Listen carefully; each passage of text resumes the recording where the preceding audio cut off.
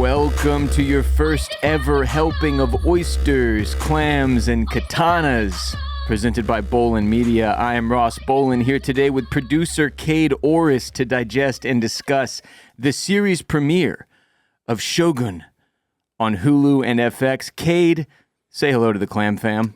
Hello, Clam Fam. And I'd just like to say it is an honor to be here. Ross Bolin, don't know. Isn't it also a privilege? And a privilege, as always. Barrett Dudley, our usual co-host, is currently seeking shelter from the hot Mexican sun on his honeymoon after getting married this past weekend. Make sure you send him your congratulations on the social medias. Barrett will return next week. And in the meantime, our usual producer, Kade, is pulling double duty, producing and co-hosting, and going to sit in Barrett's stead. Kade, tell the people a little bit about yourself to get us started. Yeah, I am 26 years old. I am from Indiana, and I've been working for Bolin Media since, well, I guess full-time, since 2021. And before that, I was a video intern for a couple years in college. But yeah. So we've got a good age range here today. Right. A full decade apart, yeah. between us, yeah. So that'll be interesting. Mm-hmm. And when did you watch episode 1 of Shogun? Okay. Well, I watched both episodes last night. It was pretty late. Packed them both in? Yeah, had an Emerald game at 9:15, so wasn't able to watch the first one until 11. Good so God. I didn't get... So you were up late? Yeah, I didn't get finished till about 1 Up late. night. Yeah, I watched both episodes last night as well because they dropped the series premiere and episode 2 at the same time.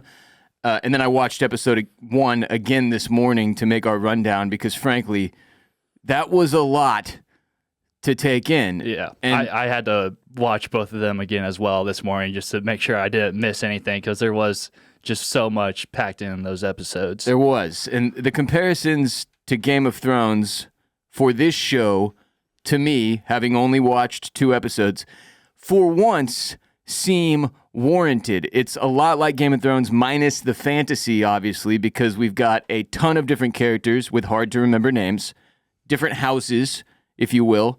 We've got boobs. Not excessive boobs yet, mind you, but boobs nonetheless. We've got heads being lopped off, people being boiled alive, a struggle for power between several different parties, babies being murdered, and a medieval-style setting at the tail end of feudal Japan. No traumatic birth scenes, though. Not yet. Not yet. There's time. Yeah. Shogun is getting glowing reviews so far and is definitely off to a hot start with episode 1. We'll obviously have to wait and see how Hulu's foray into epic historical drama stacks up against the likes of Game of Thrones longer term. But with the Game of Thrones comparison thrown around so much over the past several years, it's nice to see something that it actually makes sense to compare to. So not like Wheel of Time. Not like, yeah, because that doesn't really... As much as I enjoy Wheel of Time, it's not playing in the same league as Game of Thrones, really. And again, we are only digesting and discussing the series premiere today, episode 1, and then next week, Barrett and I will do episode 2 and 3 so that we're all caught up. Now let's dive in. The series premiere, titled Anjin, opens with this ghastly-looking ship floating along in what we are informed by words or numbers on the screen is the year 1600. And we also get some words on the screen to set the scene, which read, "For decades, Portuguese Catholics have richly profited from trade in Japan. They have kept its whereabouts hidden from their sworn enemies, the European Protestants. In Osaka, the reigning Taiko has died, leaving behind an heir too young to rule. 5 warrior lords are now trapped in a bitter struggle. All of them seek the title that would make their power absolute. Shogun." So Japan is a secret that the Portuguese have kept hidden from the English for financial purposes. Okay? And in Osaka, Japan, the ruler, the Taiko, is dead. So there's a power vacuum and struggle in Osaka. That's our high-level setup for this show. And if we didn't have this text preceding the episode, I would have been significantly more lost. Yeah, no, this is very helpful. And, like, how accurate is, like, the Portuguese and, like, English, like, beef they had? Like, is that, like... that's all based on, like, actual history, okay. Yeah. So yeah, no, I didn't know much about that. So that's good that like we got that at the beginning. So Yeah. you're left asking as many questions. And in some ways, comparing it to Game of Thrones again, it makes it a little more fun because Thrones was always based on real life historical conflict that occurred. Like that's where George R.R. Martin drew a lot of his inspiration from things that actually happened in human history. This show is obviously it's more reality based. It's more historical fiction. So it's we'll learn a little bit. Right. Those of us who don't know a whole lot about feudal Japan. Like the extent of my knowledge comes from playing the video game, the PC game, more specifically, Shogun Total War when I was growing up. Like that's it. Like I don't remember a whole lot of this from school. So gonna be a learning experience. Yeah, no, I'm excited. No, I'm ready to learn more about this time in history. And this show is interesting because we flip back and forth from English to Japanese, which obviously requires subtitles for those of us who don't speak Japanese. So our age-old subtitles argument here on OCC is really useless as far as this show goes because you don't have a choice unless you're fluent in both, which is not that many of you. Kade, how'd you do with the subtitles? Not great. I don't know. Like, it seemed like, was there an English, like it was all in Japanese, like when they were speaking Japanese, or like was it also in English for you when they were speaking Japanese at sometimes? No, it was all in Japanese. Did you have it dubbed over? That's my issue. Oh yeah, you don't want that. No, because like I had the subtitles on, but they're also speaking in English. Sometimes they would speak in Japanese, like when they had like someone that spoke English present, because like he didn't know what they were saying, so like you just needed the subtitles. But like other than that, like the Japanese characters were speaking English. Oh yeah, and then like I could see like up. Yeah, and like I was high when I was watching last night, so I was like looking at like their mouth moves and like the words weren't like syncing together. I'm like, this doesn't make much sense. Okay, just to get this out of the way, you cannot watch a foreign movie or TV show dubbed over. It like destroys the quality of it. You have to watch with the subtitles and let them speak the language they're speaking. I wasn't like doing it on purpose. Like I do enjoy like watching like foreign films and TV shows and like just like, you know, have the English subtitles. Yeah. But like I couldn't figure out how to do it, and I thought that's just like they're just speaking English, and then sometimes they're speaking Japanese. And I was so confused for the entire time. I didn't know how to fix it. So that's you silly little goose. Yeah. I'm usually a fan of foreign stuff, foreign films, foreign TV. Some of my favorite movies are you know, in a completely different language that I have to watch with subtitles. And Japanese is one of those languages that I think is like really beautiful to listen to. So I am the opposite of bothered by all this, but I do know it will be tough for some. The challenge is like reading the subtitles and also keeping up with the acting that's taking place in the scenes, and you kind of get torn between the reading and the watching when you're forced into a subtitle situation like this. So something for everybody to keep in mind. But yeah, definitely don't do what Kade did. Yeah, no, I need to figure out how I can get. You got to get your shit together. Just the English subtitles. Yeah, I don't know what's going on there. Anyway, our main man we meet on what we'll call the ghost ship is an English pirate who we later find out is named John Blackthorne, played by Cosmo Jarvis. Classic pirate name. I mean, the actor's name is crazy. Like, what a name. His parents must have been big Seinfeld fans. But yeah, John Blackthorne is like a pretty solid, classic pirate. Always got to have a color in your last name for you to be taken seriously as a pirate. It's not Blackbeard. No. But he's Blackthorne. Yeah. And apparently John Blackthorne and the crew of this ship were looking to reach the, as he refers to them, the Japans, but they are lost in the fog, out of food, and out of water. The captain of the ship tells us that when they began this voyage, they had 5 ships and a crew of over 500 men. Now they just have this one ship and a dozen men. So they've been getting the living shit kicked out of them out there. Travel in the 1600s was not easy. It was rough. And a lot of people died. Yeah, and they've been out there for like a long time, it seems like, just like going through the they've got the scurvy. Yeah. The cabin fever. Yeah, no, they look terrible. They're losing it. Yeah. They're losing it. And the captain of the ship doesn't even want to be around anymore.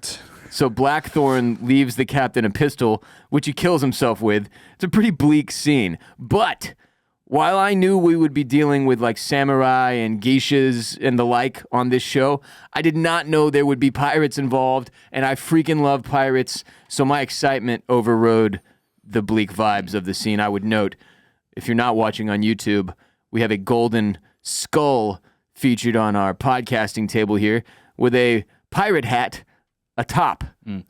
Don't we have an eye patch too somewhere? Or we can't? I've got a couple different eye patches in the old costume closet over here. But when we were doing House of the Dragon Season 1, I wore the eye patch for an episode. Yeah. And it turns out reading, when you have two fully functioning eyes and one of them is covered by an eye patch, gives you a terrible headache. Yeah. So maybe later in the season, if we get like a heavy pirating episode, I'll see how I feel. Yeah. Also with this scene, like with the captain killing himself, like you see, like John Blackthorne, he's talking about like, oh, like you're a coward if you do this. Yeah. And then, but like later in the episode, his mindset kind of changes about his thoughts on suicide. Suicide, yeah. That's true. When that dude almost commits seppuku. Yeah. Seppuku. In the water. Yeah, good call. Yeah. The ghost ship ends up crashing into the coast of Japan, where a Japanese Christian fisherman sees it and reports it. And Japanese soldiers end up storming the ship. They find some of the crew still alive, but obviously not doing great. And John Blackthorne puts up somewhat of a fight. Not much, but he's just like, not sure what his game plan was there. And he was clearly outnumbered. Like his buddies weren't going to help him out too much there. He didn't have much left in the tank, so they knock him out pretty quick and subdue him. And they give us this shot panning out. We see the ship is filled with guns and cannonballs and shit, which comes up a lot over the first two episodes as the Japanese question the true purpose of the ship and its crew. Yeah, it's just to defend themselves, because they're merchants and just in case someone wants to stop them. Merchants got to defend themselves, man. Of course, to bear arms. Come on. Next we meet Yoshi Toranaga, who's played by Hiroyuki Sanada, doing some falconry on the way to Osaka for a meeting with the Council of Regents. And let me just say, falconry is very tight. And that scene was tight. Yeah, that was sick. You just seen that falcon swooping and just murder the shit out of that other. Yeah, no, it looked great. That looked legit. It looked real. It made me wonder, did they actually get a falcon? You know what I'm saying? Because it didn't look like obvious CGI. Right. There wasn't anything in this first two episodes that I was like, you can tell. You know what I mean? That's one of the things we look out for. So I was impressed by that. Like I said, kind of off to a hot start this show. The Council of Regents, specifically the clear-cut leader of the council, majority anyway, Lord Ishido, tells Toranaga that in the years since the Taiko died, they have watched him building up his power, and it concerns them. So there is this power struggle since the Taiko's death because, again, his heir, not yet of age, and this Council of Regents thinks one of their own, Toranaga, is making a move, making a play for the Taiko throne, if you will. And it took me a little bit to even grasp that Toranaga is a part of the council. And they give you that one line when he comes in and sits down. He's like, the seating arrangements are different today. Yeah, he's like, what's up? Y'all four are in front of me, and usually I'm supposed to be up there too. But yeah, I think it's normally they're probably in a circle facing each other or something. Okay, you know what I mean? Or but they clearly had it set up to where it was us against you. Mm-hmm. And also why was Ishido kind of made the leader? Because it's supposed to be a council. They're all supposed to have an equal say, but it seems like he was the one. He was calling the shots. Running shit, yeah. Yeah, my guess is he's either the most powerful in terms of I guess he was a general. I don't know what the other people were, so maybe that's why. Perhaps most powerful in terms of armies, or he's bought and paid for the rest of the council. Yeah. So we didn't get a ton of detail on that in episode 1. All we know is Ishido is clearly leading the opposition to Toranaga. Yeah. And Toranaga has even taken the heir's mother, sort of hostage, low-key hostage, while he goes to this meeting so that he can guarantee his own safety. And the council is not pleased with that, and they demand he return her to Osaka or face impeachment, which is apparently a thing that has been around a lot longer than I realized. Yeah. Well, doesn't impeachment in this scenario mean just death? I believe that is the case, yeah. And they're kind of making it seem like regardless. He still might get killed. Yeah. Yeah, they're like, and even after you bring her back, we're going to vote on what to do with you, which seems like the underlying message was, we're going to execute you either way. Mm-hmm. And Ishidu says things later in the episode to imply like, hey man, you're pretty much done. Right. What are you even doing screwing around with, this barbarian pirate we found or whatever? So the council and Lord Ishidu is basically accusing Toranaga of treason, which causes one of Toranaga's men, a dude named Tadayoshi, to freak out. And he interrupts this meeting due to his master's honor being called into question. And it turns out you are not allowed to freak out like this. And Tadayoshi immediately offers to commit seppuku and wipe out his entire family line as penance. And this was... Well, yeah, what was this man's game plan here? I really don't know. I guess he was like, oh, we're going to fight. And then he realizes, like, I've let my emotions get the best of me. Yeah, like he draws out his katana, like ready to do something. Then, like, all the other people that are just watching this meeting, like, also pull out their katanas. Like, he wasn't really going to be able to do much anyways. He clearly didn't think it through. And then the punishment for this ends up being, like, his baby dies instead of him. Like, I don't understand. It just didn't... Different times. Right. Yeah, crazy times. Big mistake, though. Should have kept his mouth shut. Yeah. Totally reckless. So Toranaga stays in Osaka as like a prisoner of sorts, and because he can't leave, he sends his right-hand man, Hiromatsu, to investigate the barbarian ship, as they call it. So, again, Lord Ishidu has basically taken control of the Council of Regents and turned the rest of the council against Toranaga, who he sees as a threat. And for those of you who have not watched yet, just to give you a little, I guess, heads up, it's not really a spoiler. At the beginning of episode 2, we get a little insight into how the Council of Regents even came to be in the first place, like how it was formed and why it was formed. So if you're confused during this scene or after, there is some clarity coming down the line when you watch episode 2. Yeah, so the dude that freaked out defending Toranaga in the meeting, Tadayoshi, who is married to Hiromatsu's granddaughter. So, okay, Hiromatsu, right-hand man of Toranaga. Tadayoshi, married to Hiromatsu's granddaughter, and her name is Fuji. And when Tadayoshi comes to collect his son, who is to be sacrificed as payment for his freakout, Fuji is not pleased. Again, very bleak vibes. She tries to kill herself rather than give up her son, but she gets talked out of it by this woman named Toda Mariko, who's a highborn woman and translator we're going to be dealing with a lot. And if you're like, my God, the amount of characters we have to remember already, not even halfway through episode 1, is pretty intimidating. FX has on their website, on fxnetworks.com/shows/shogun/viewers-guide/characters, they had to make the URL complicated.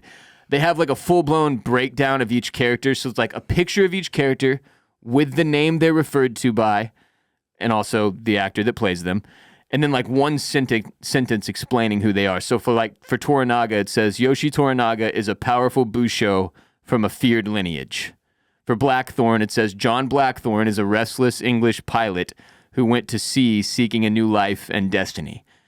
And they kept using that word, pilot, to describe him. I think it just means navigator, like somebody who can actually read maps and steer the ship physically. Mm-hmm. And that's the title of the episode. Well, it's the Japanese word for it. Yeah. Aging. Yeah. Yeah. Yeah. So anyway, if you get mixed up with the characters, they've got that nice little website for you to go refer to if you need it.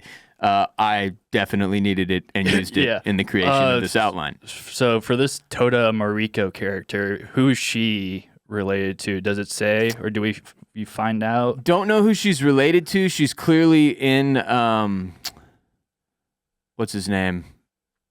Toranaga, like in his house. Yeah. Somehow. But I don't know if they have blood relation in any way or what her deal is exactly. But she is like a translator that we're going to be dealing with. So we see her pop up several times here. John Blackthorne resists his Japanese captors and says he'll pee on their whole country. This is one of those moments, like there's a few times in the episode where even though there's a language barrier, one character is able to kind of get through to the other regardless. Because he yells out like, I'll piss all over this place or whatever, but he kind of grabs at his dick. And so the guy's like, okay.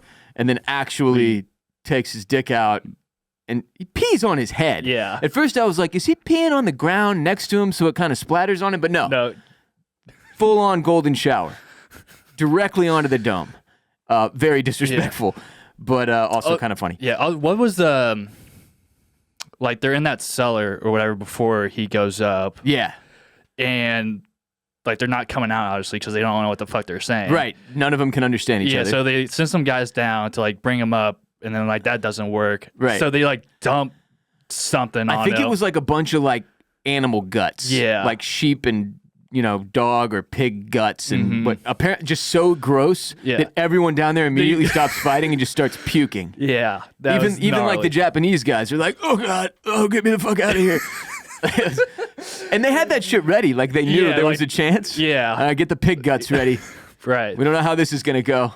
Sending dudes down into this hole. And frankly, it wasn't going well. Like, they immediately just, like, grabbed the guy. Yeah, they just, took a hostage immediately. It's also funny how they both sides, both Blackthorne and the pirates and the Japanese, are referring to the other side as savages. Yeah.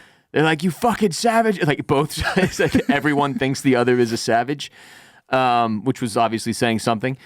And then when they're escorting Blackthorne through town, because he's like, I'll go up, I'm going to talk for my crew, you leave the rest of them down here, and they start dragging him through town, and some Christian Japanese guy comes up. They had a translator, like an older guy, when he got brought up, and then that, like, the guy you're referring to, like, talked to him, is like, hey, why is this guy being taken or something? Held captive. Yeah. But he apparently, so there's a clear distinction made throughout the course of episode 1. Some Japanese have been converted to Christianity. Or is it Catholic? Or is Catholicism, but that's a form of Christianity, yeah. And then some of the Japanese are not Christian. So there's like some lords that are Christian, some of them are rocking the cross necklace. Yeah, like in the council, three of them were Catholic, I believe. And then the Ishido wasn't. Right. And then internal strife between the Christians, you've got the Protestants, the English, and then the Catholics, the Portuguese. And they don't like each other either.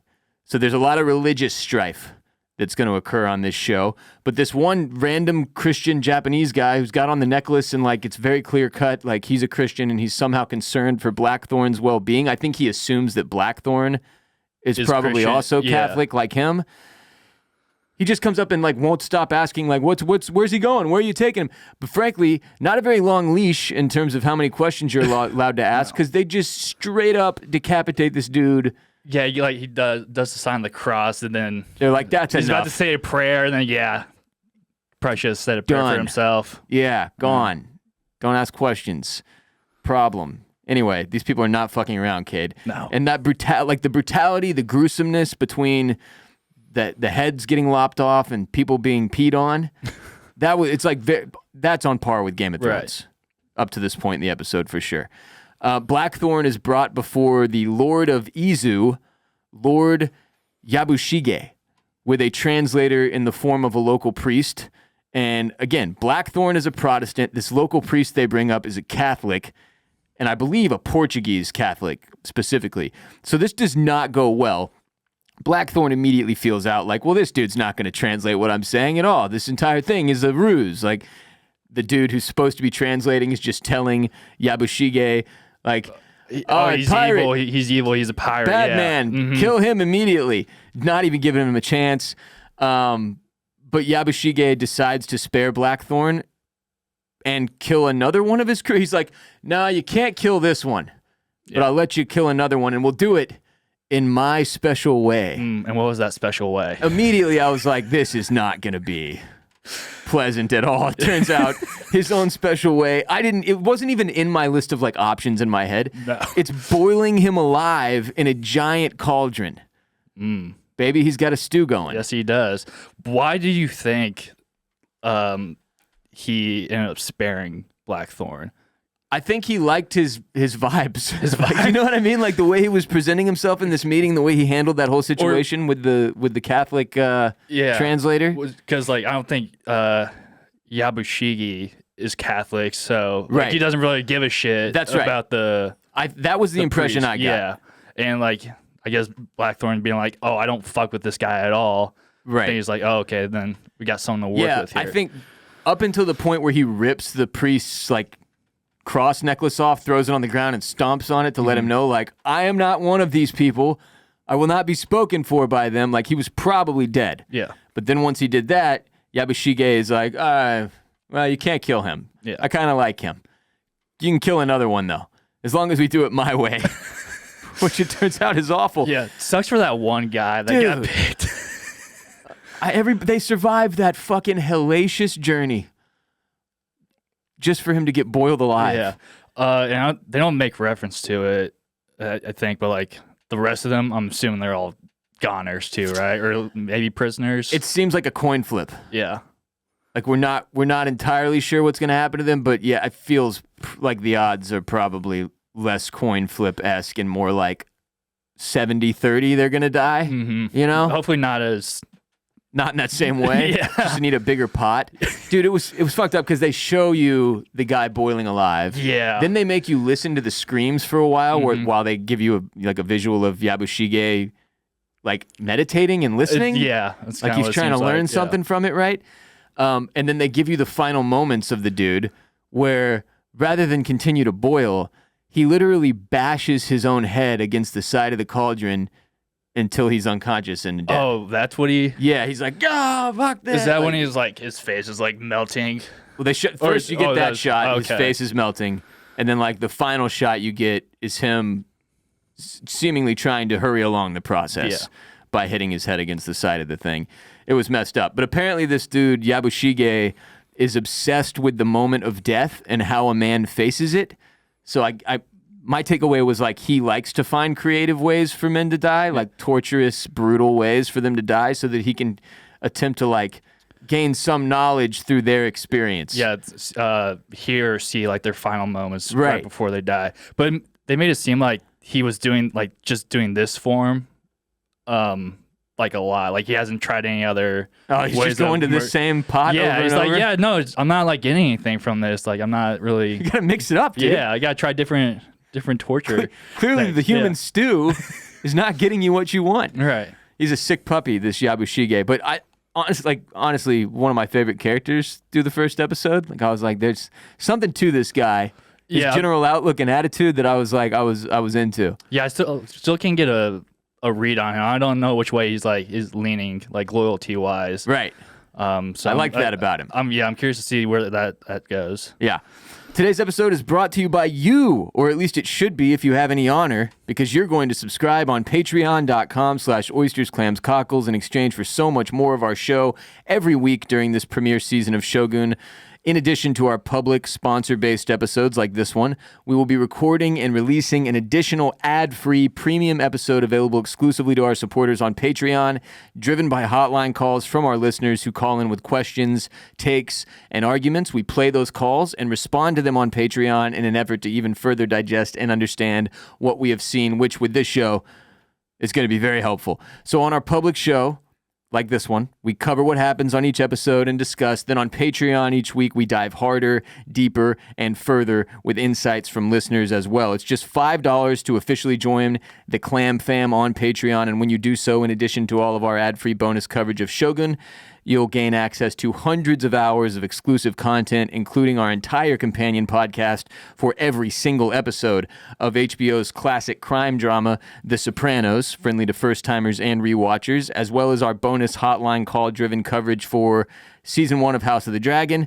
Season 2 of The White Lotus, the final season of Succession, The Last of Us, Silo, Foundation Season 2, and True Detective Night Country most recently, plus a companion podcast for like 15 different classic movies in the form of our movie club on Patreon. So at any given point, you could pick one of those movies, watch the movie, and then listen to our companion podcast for that movie in the little movie club section on Patreon. So go today to patreon.com/oystersclamscockles and subscribe to support our show and receive so much more OCC in return. Again, just $5 to join the Clam Fam.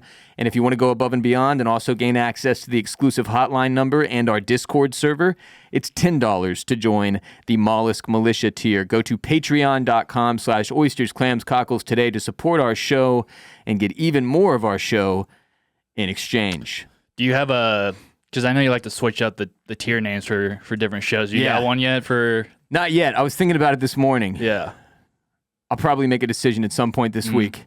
We just needed to get through the show name first. Right. Oysters, Clams, and Katanas is what we landed on because like roughly 100 different people sent us that idea. It's kind of felt like maybe we should have been able to come up with it on our own. Right. After how many people sent it in. The other option was Oysters, Clams, and Kimonos. Right. A lot of kimonos in this already. But, Katanas. It's a little more. We go with the weapon of choice. Right. Yeah.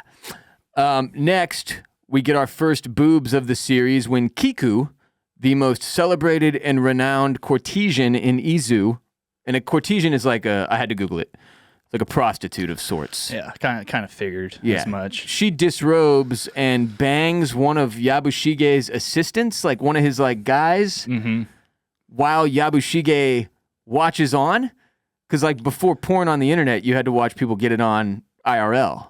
Right. Yeah, and like the assistant just like kind of watching her like undress, and Yabushi is like, "Oh, you pervert! What are you doing? Like, get the fuck out of here! Get the fuck out of here!" And she's like, "No." She like brings him back, and then they start getting on, and then she's like, "Do you want me to stop?"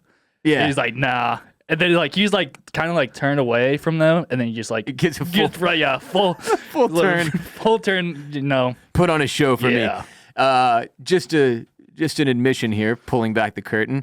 The first time I watched this scene, I thought it was a lesbian scene. I thought this was two women. Oh, you thought the assistant was? I didn't follow that, like, the dude he called a pervert then got up to leave the room, and she stopped him. Oh, okay. And because of, the hairstyles, everybody's ponied up. Yeah, but they're also, like, bald on top. I didn't. It was dark in there. I was too horny. The horniness blocked my brain from being fully functioning, so... You were thinking with your dick I watched that whole scene like, oh, fuck yeah. and then in my rewatch this morning, I was like, oh, wait a minute. Not that it makes that much of a difference of the interpretation of what you see, but I was like, oh, it's just even a little bit more like intense that he's like, yeah, I'll sit here and watch you two fuck. Yeah. That was it was something. Yeah. The next morning, Yabushige makes his nephew, is a dude named Omi, who I don't even think we get his name in this episode. No, you meet him like when what the place is called Izu. Yeah. Yeah, you like meet him at the beginning when they show that place, but like you don't get much about him really. Yeah, so he manages the village that they are in at this point. So he's like the local mayor. And is this Toranaga's village, or they call it a fief? Yeah, so Toranaga is like the overlord of this area. Okay. And then you've got like Yabushige, who is somehow fairly high, like higher up than Omi. Mm-hmm. But Omi is, well, I guess because Yabushige is his uncle, Omi's uncle. Yeah. And Omi is his nephew who manages this village and is also apparently a poet because they're eating breakfast. And he's like, freestyle me a poem about the so-called barbarian that they boiled alive. And here's the poem he spits. He takes like 5 seconds to think about it. And then he's like, his eyes were just the end of hell. All pain, articulate. And Yabushige is pleased. He's like, good, yes. Yeah. That was dark enough for me. Really touching stuff. Hiromatsu, again, Toranaga's right hand, older guy, right? He rolls up on his ship because at first our dude, who I just mentioned and now his name is already... Yabushige. He's stoked because they've got this ship and it's got all these weapons on it. Mm-hmm. And he thinks that Toranaga is likely going to die and that he will need to align himself with somebody during the fallout. Presumably Ishido and the Council of Regents, right? Yeah. So he figures at some point, the non-Christian Japanese lords and the Christian Japanese lords are going to come into conflict, and the Christian Japanese lords have Christian weapons. So I guess that's one of like the upsides to converting to Christianity, letting the Portuguese convert you or whatever, or agreeing to it. They provide you with weaponry, right? Like one of the big pieces of like the end of feudal Japan here, they're still rolling around with the katanas and the spears and whatnot. And all these Portuguese fuckers, they've got guns, they got cannons, they've got gunpowder, they've got muskets, you know, so it's like that's a pretty big disadvantage. He figures if he confiscates all these guns off this ship, he can use that Yabushige as a bargaining chip to get in good with like the Christian lords who he thinks have a pretty good shot of like winning this. Oh, you think he was going with the Christians? I thought he was gonna. Or maybe with the other. Yeah, he didn't make it clear. He's not a Christian, so like it would make more sense for him to. You're right. Go with like Ishido or whatever. Yeah, you're right. I could have read it that way for sure. Point being, he would have these guns and be able to say like, look, I'll come with you. Got all these weapons off this ship, but that's not going to happen because it turns out Toranaga.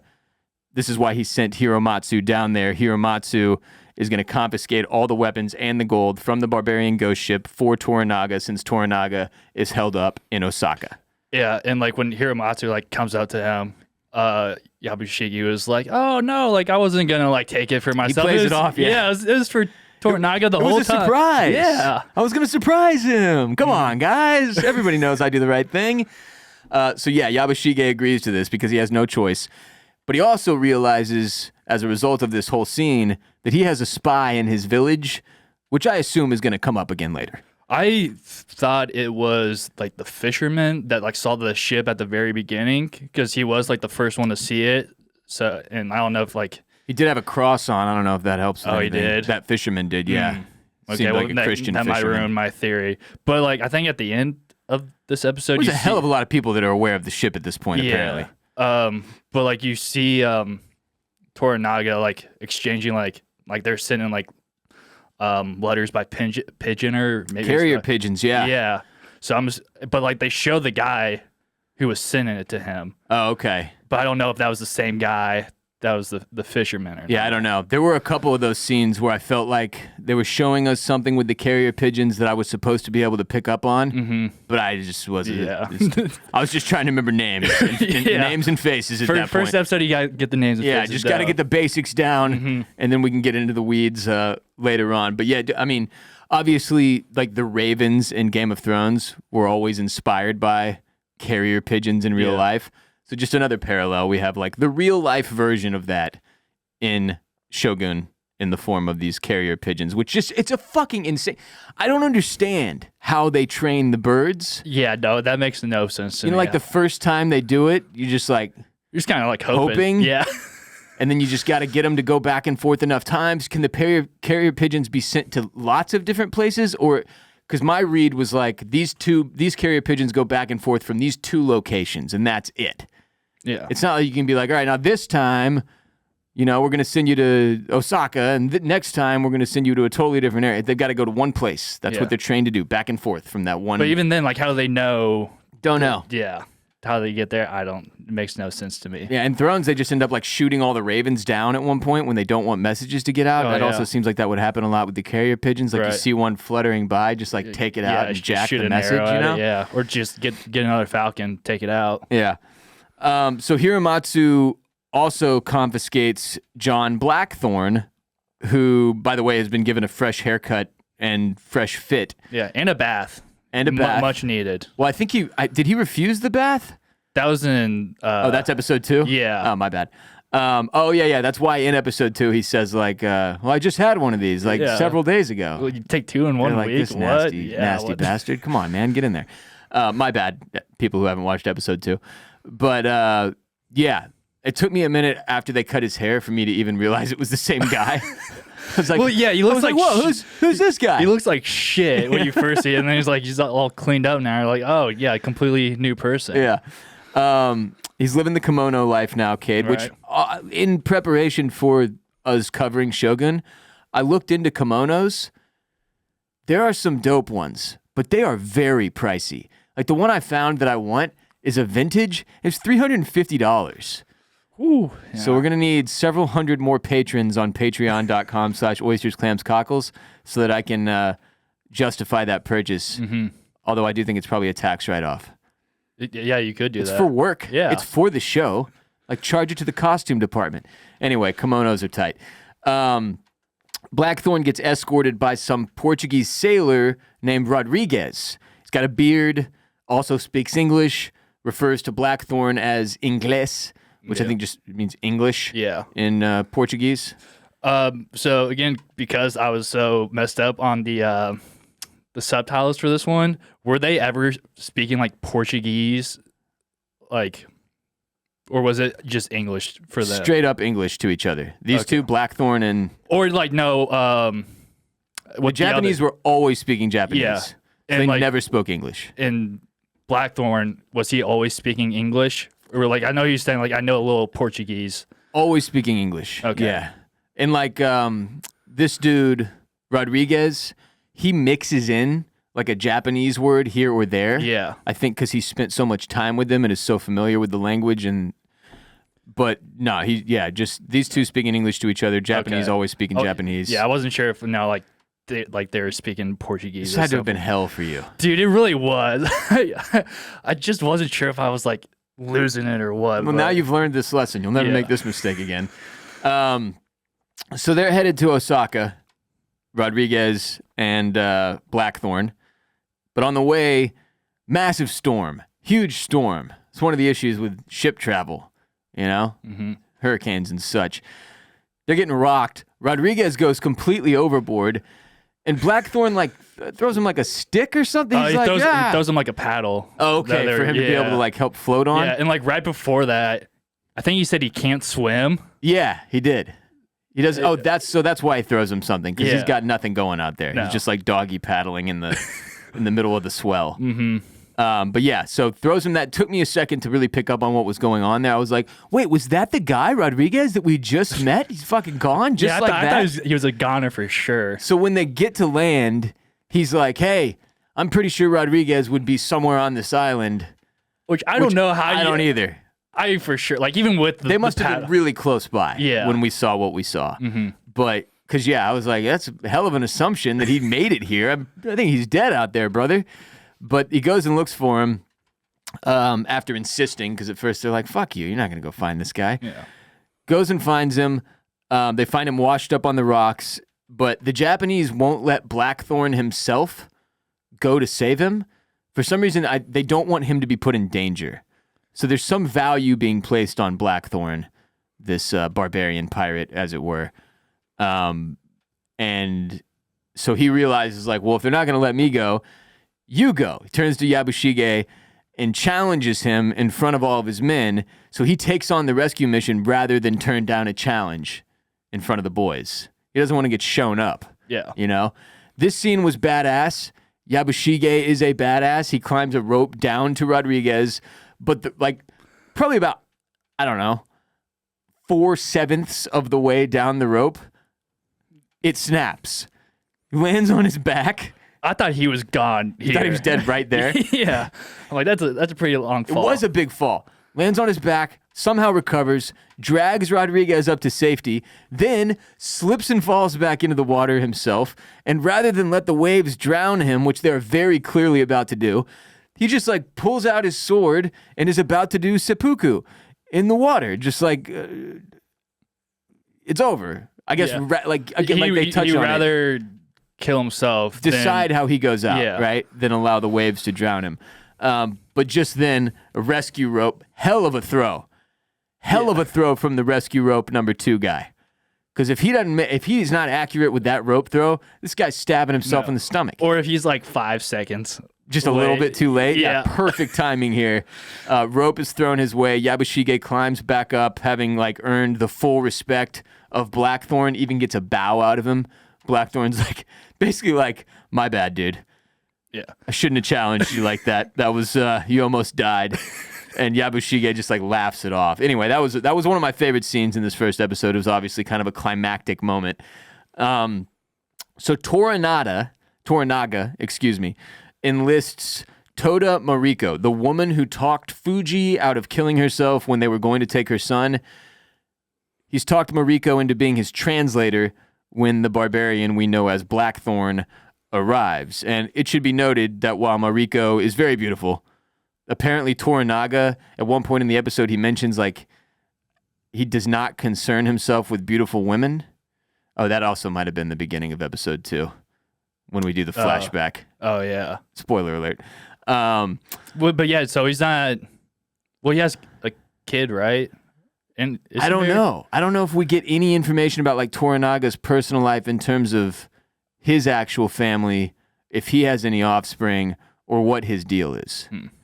But he's got this woman, Mariko, that's going to be his translator. Yeah.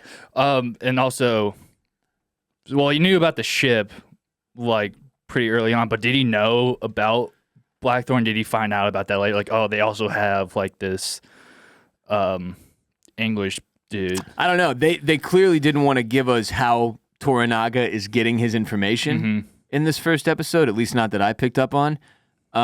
Because even when he was aware of the ship, I was like, how does he know that they've got this ship when he sends his like right-hand man in his stead to go? Yeah. I was confused about how he had that knowledge in the first place. But Rodriguez tells Blackthorne that he found a rudder stolen off a Spanish sailor, as well as a journal documenting the Catholic bases that Blackthorne and his crew put to the torch. So first of all, the internet tells me a rudder is a mariner's handbook of written sailing directions. And it says, before the advent of nautical charts, rudders were the primary store of geographic information for maritime navigation. So they keep mentioning Magellan's Strait or whatever it is. That's how he was able to know where Magellan's Strait was and traverse it, because they've got this rudder. And also Blackthorne had mentioned when he's down in that hole with the rest of his crew, like, look, these guys don't know who we are. They don't know that we are pirates. Yeah, they just think we're merchants. And as long as they don't find the journal and the rudder, we're A-okay. Yep. So, of course, by the end of the episode, Rodriguez has got the journal and the rudder, and they are not necessarily A-okay. Yeah, which kind of makes me hate Rodriguez because, you know, he just saved your life earlier. Yeah, he sent turned on you the super paddle. quick. For real. What the fuck? Just switched up on him. Yeah, but I guess... Like, okay, so Blackthorne and his ship's orders were plunder any Spanish territory, reach the Japans, and open trade in the New World. And Rodriguez says he's going to turn this evidence over to the Portuguese as soon as they arrive in Osaka. My understanding is that Rodriguez is a part of the other side. So, like, I think the Spanish and Portuguese might be aligned. Yeah. Maybe Spain owns Portugal at this point in history. Not clear. Could get some clarity there from the patrons this week on patreon.com/oystersclamscockles. But point being, Rodriguez thinks his loyalty demands he turn over this like journal and this book, which I was also, again, kind of bummed by, because it's like I thought they were going to be tight, Blackthorne and Rodriguez. And maybe they still will be down the line, but this was a pretty clear betrayal here that almost ends in them fighting until Rodriguez pulls that pistol on him. Yeah, Blackthorne just grabs a cup, and then Rodriguez is like, gotcha. Gotcha. So yeah, he's going to turn that evidence over to the Portuguese as soon as they arrive in Osaka. And then episode 1, the series premiere, ends with Rodriguez and Blackthorne sailing into Osaka. And we get this, like, a bunch of different visuals shown to us with a Rodriguez voiceover where he says, there is a saying out here, that every man has 3 hearts. One in his mouth for the world to know, another in his chest just for his friends, and a secret heart buried deep where no one can find it. That is a heart a man must keep hidden if he wants to survive. He says, you'll understand soon, Ingles. And who knows, maybe fate brought you here for a reason. Maybe you'll live long enough to find out what it is. And then the final shot we see of the first episode is of Blackthorne being brought before Toranaga, bowing before him, and he clearly has like a moment with Toda Mariko, the translator, the hottie in the room. Sparks were flying. Yeah, they give you a little heads up, like these two are gonna, something's gonna happen here. Right. Yeah. And then that is that. That was episode 1. And again, similarly to like they show us the carrier pigeon scenes, and I'm like, I think I'm supposed to be picking up on something here, but I'm not quite entirely sure. During this voiceover where Rodriguez is dropping these bars on us, tight quotes, by the way, They show us a bunch of shit that I was like, oh wait, nope, stop, no, oh damn it, on to the next one. Oh fuck, shit. Where I think I was supposed to be picking up on a lot more. Mm-hmm. And again, another good example of something we can dive deeper into on Patreon, just because like I was so overwhelmed by that point that I was just like, oh good, it's ending. Yeah, an hour 10 long episode. Woo! Like there's a lot. Big one. That they packed in there. It made me wonder if episode 2 would maybe be like 40 minutes or something, like to make up for the No, it's also a full hour. Yeah. Right at the hour mark. So what did we think of episode 1? As I said up top, this was a hot start, albeit a very confusing one at different points with a ton of information and characters to absorb, which, as I mentioned, is what felt so much like Game of Thrones for me, because I remember watching season 1, episode 1 of Game of Thrones for the first time and being like, what? Like that was so many people. I can't quite tell exactly what's like. You're drawn in, but they don't give you so much that you like are. It's not entirely obvious like where the entire plot line for that season is going to go based on season 1, episode 1.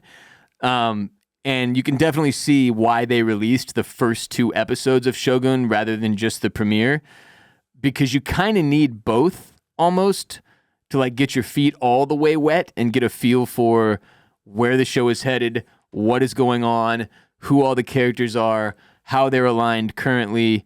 And so I mean, I think that was a good choice.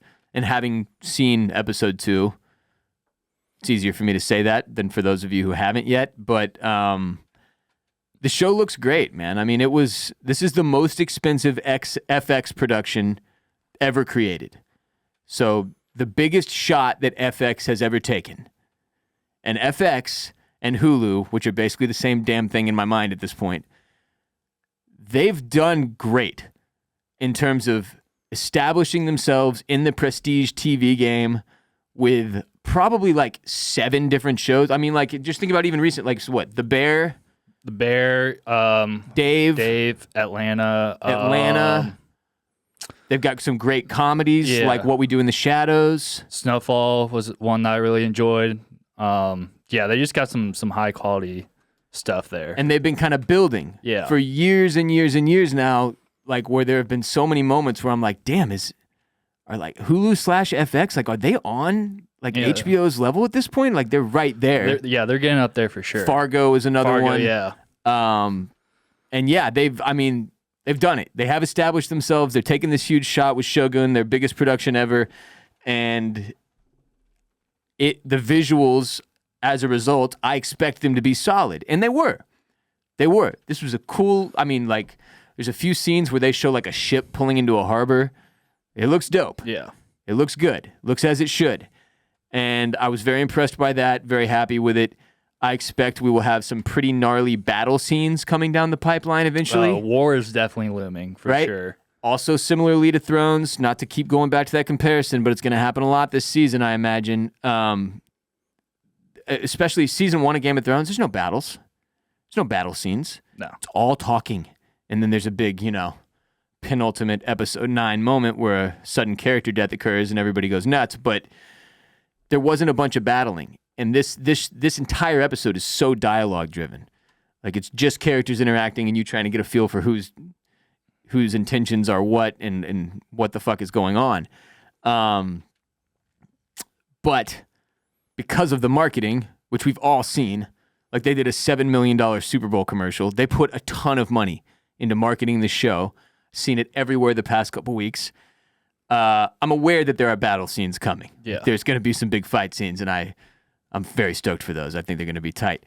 I would also note this is not the first time Shogun, which is based on a 1975 novel by James Clavell, has been turned into a TV show. The novel was previously adapted into a 1980 television miniseries, which I was unaware of. Yeah, I was too. I was going through like YouTube and Google, just like find pictures and stuff. Yeah. For like later. For production? Yeah. And I kept seeing like the stuff from the old school one? Yeah. Yeah, you don't want that. No, that's not what you want. Don't throw those in the YouTube video. But yeah, this is definitely not a show you can be doom scrolling on your phone during. Like there were just, again, being transparent. There were a couple of moments last night where I was like, all right, I'll just real quick. Because I'm an addict. Yeah. I was like, I'll just sneak in a moment with my phone here. I grab it off the charger and looked at it, and then like looked back up and was like, all right, now I have to rewind because I just missed like 5 lines of dialogue. Yeah, and who knows they're how speaking important. in Japanese Yeah, the I'm whole supposed time. to be reading the fucking subtitles, man. Yeah. Like, See, I could have done that because I'm just an idiot. yeah, because you were listening to the dubbed over god awful dog shit. Now I have to watch it again. Yeah, in the third Japanese. I need time. to figure out how to find that version. But At least you'll be super, super familiar with Yeah. episodes 1 and 2 by the Right. time it's all said and done. But yeah, got to be locked the fuck in when you're watching this one because there is a lot being thrown at you, and most of the time it's in Japanese, so you're having to speed read while you're trying to take in the acting at the same time, which is definitely challenging. Can be a little bit tiring, frankly. But very good stuff here. Very good start. Very excited for what Shogun has to offer. As I mentioned, episodes 1 and 2 already out and available for you to watch. This is strange. I was looking at the release schedule, and episode 3 comes out this upcoming Monday at 11 p.m. is that like 11 our time or Don't like know. midnight? Just said okay. 11 p.m. This is on my Hulu, so I was assuming it's like my time zone, Okay, yeah. but maybe not. But episode 4 comes out March 11th at 11 p.m. March 11th is a Sunday. So episode 3 dropping on a Monday night, episode 4 dropping on a Sunday night at 11 p.m. Now, maybe they have it mislabeled right now on Hulu. I don't know, but that just struck me as really odd. Yeah. Especially because the first 2 episodes dropped on Tuesday. It's like, what, they just couldn't pick a day? We're just going to bounce around and hit the whole week? Whatever feels right. Good Lord. But yeah, so episode 2 is titled Servants of Two Masters, out now and available to watch. This first episode was titled Anjin, which again, I Pilot. think Japanese for pilot, which they keep referring to our boy Blackthorne as. I would also note, I had a friend watch this like on FX. I guess he doesn't have Hulu. He watched it on FX, and he said there was a commercial every like 4 to 5 minutes, and that it took him 1 hour and 38 minutes to watch the series premiere as a result. That's a miserable viewing experience. No, that would drive me insane. You can't watch this show with commercials. No. Think about any epic drama, like especially historical, that nothing will take you out of it more than like, you know, a Tabasco commercial popping up in the middle of you trying to be sucked into feudal Japan. Burger King Whopper commercial. Right, like, yeah, that's every 4 minutes, yeah. Oh, those aren't the vibes you're looking for. So yeah, you gotta find a way to watch this thing without commercials if that was you this week. Also, just who the fuck has 1 hour and 40 minutes for one episode of TV? That's crazy. Fortunately, that was not me, as I have Hulu. And I think even Hulu, like, isn't there a Hulu subscription where you have commercials that's cheaper? They're all doing this now. And now I'm paying extra for the Hulu without commercials. I'm paying extra for the Amazon Prime without commercials. We're just getting destroyed over here. I watched it on YouTube TV. I was expecting commercials, but I wasn't watching it live. Yeah. So like I don't know on demand on YouTube TV. Yeah, but even then, like you still get commercials for most shows. So I don't know why this one. Maybe because they recognized this is terrible for the experience, and we're trying to get some fucking momentum here with our first ever episode. Yeah. But yeah, so we'll be back later this week on patreon.com/oysters, clams, cockles. If you're on Patreon in the Mollusk Militia, get your hotline calls in. We are focusing on episode 1 only this week. Barrett and I, when he is back in town from his honeymoon, will do a public episode like this early next week, probably Monday. Well, I guess... Tuesday? Yeah, because Monday night is when the episode comes out. So probably Tuesday afternoon, our episode will come out covering Shogun episode 2 and 3. But this week on patreon.com/oysters, clams, cockles, we'll take hotline calls and focus even more on episode 1, hopefully answering some of the questions that came up during our podcast today. And that will do it for today's show. But remember, we are available on all the major podcast platforms, but also in full video on youtube.com/@oysters, clams, cockles for your viewing pleasure. Please subscribe on YouTube, throw us a like, leave a comment. We got a ton of momentum on YouTube during our True Detective Night Country coverage. Shout out to those of you who are here because you found us there. Coming up on like 20,000 views on the season finale of True Detective Night Country, which is really impressive for us. Very cool to find a new platform where we can get some new listeners/viewers into our audience, members of the Clam Fam. Welcome if you're new here. Happy to have you. We appreciate you. But yeah, everybody, even if you're a podcast person, it helps us out a lot if you'll go subscribe on youtube.com/@oystersclamscockles. And then if you're already there watching, of course, subscribe, throw us a like, leave a comment down below. It means a lot to us. Thank you. For more from me, Ross Bolin, check out the Ross Bolin podcast wherever podcasts are played. Frankly, if for more of me and Kade, as Kade is typically my co-host on the Ross Bolin podcast. You can get RBP, as it's called, wherever you get OCC. You can also watch RBP on youtube.com/@the-Ross-Bolin podcast. You can follow me on Twitter and Instagram @WRBOLEN, @WRBolin. Mr. Kade Orris, thank you for stepping in today, or sitting in, as it were, for Barrett in his absence. Where can the people follow you? Yeah, you can follow me on all the social media platforms @Kade Orris. That's KADEORRIS. Go to bolinmedia.com/shop to grab yourself some merch. And other than that, thank you for being here today. Thank you for listening. Thank you for watching. Until next time, we look forward to hearing everyone's reactions on Patreon and reading them on social media. Holler at us. Until then, yar!